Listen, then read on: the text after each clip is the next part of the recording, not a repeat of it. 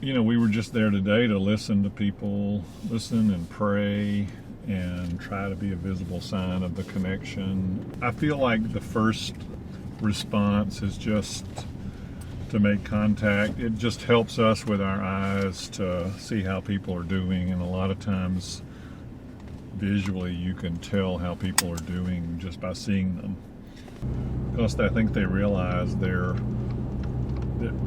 making it a day at a time, but it's also dawning on them the massive amount of work that's ahead and the suffering people have had.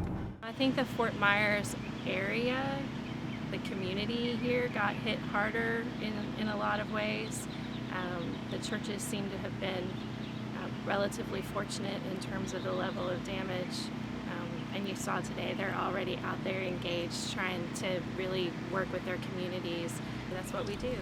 We're United Methodists. We take our faith and put it into action.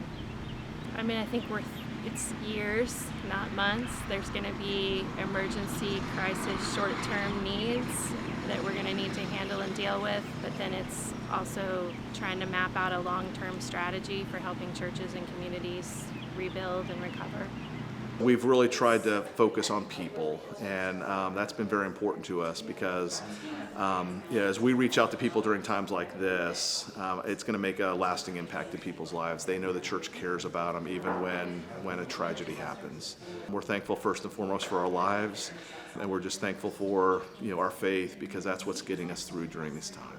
I just hope that once we're not on the front page anymore, because we're on the front page right now, but the big needs are going to be a month, 2 months, 6 months, or a year from now.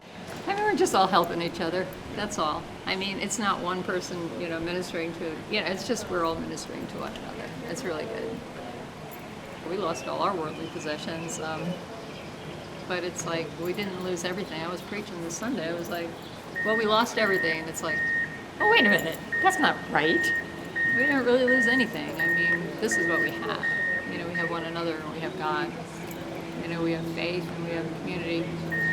Love God and love one another. I don't see what else there is.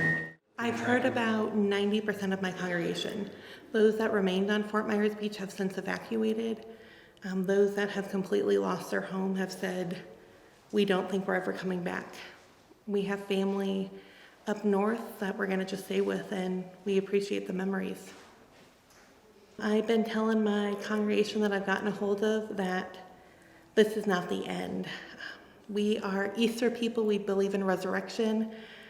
We believe that death and destruction and despair is not the end. We believe in light and hope and faith, and that's what I'm trying to remind them, and that they are not alone, that I'm walking alongside them in the Florida United Methodist Church, and churches around the world are walking with us, so trying to remember that we're not alone.